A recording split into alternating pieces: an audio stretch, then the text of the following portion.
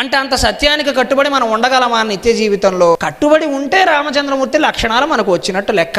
ఆయన మాట ఇచ్చి తప్పిన సందర్భం రామాయణంలో ఒక్కటైనా ఉందా? దశరథుడు మరణించాక భరతుడు వచ్చి పాదాలను ఆశ్రయించి, నాన్నగారు వెళ్ళిపోయారు నువ్వు లేవనే బెంగతోటి నన్ను రాజు రాజు మహారాజు అని వీళ్ళందరూ అంటున్నారు, నేను వచ్చి నేను బ్రతిమాలుతున్నాను కదా, నువ్వు రావయ్యా, నువ్వు పట్టాభిషిక్తుడు కావయ్యా అంటే భూమండలం తిరగబడినా సరే రాముడు మాట తప్పే అవకాశం. 14 ఏళ్ళు మా నాన్నగారు నన్ను అరణ్యవాసం చేయమని, నాన్నగారు వెళ్ళిపోయారు కదా, ఇంకా మాటకు విలువే ఉందంటారా? మరి ఈ రోజు మనం తల్లిదండ్రులను అలా చూడగలమా? నాన్నగారు ఉన్నప్పుడే మాటకు విలువ ఉంటుందా? ఆయన వెళ్ళిపోయాక ఉండదా? ఆస్తిపాస్తుల మీద ఆయన సంతకం పెట్టే వరకే ఆయన విలువ, పెట్టాక ఉండదా? ఆలోచించాలి మరి రామచంద్రమూర్తిని చూసి. దశరథుడు మరణించారు కదా, అడిగేవారు ఎవరు? వదిలేయొచ్చును కదా. సరే జరిగింది ఏదో జరిగింది, భరతుడే నేరుగా బ్రతిమాలుతున్నాడు. ఇంత రాజకీయం చేసిన కైకేయి కూడా వచ్చి ఏదో నా బుద్ధి కట్టి తీరి అలా చేశాను రావయ్యా ఇంటికి అంటే రామచంద్రమూర్తి అమ్మ నిన్ను అగౌరవపరచడం నా ఉద్దేశం కాదు, కానీ దశరథ మహారాజుకు నేను మాటిచ్చాను 14 ఏళ్ళు ఉంటాను, ప్రాణం పోయినా సరే 14 ఏళ్ళ తర్వాతనే వస్తాను.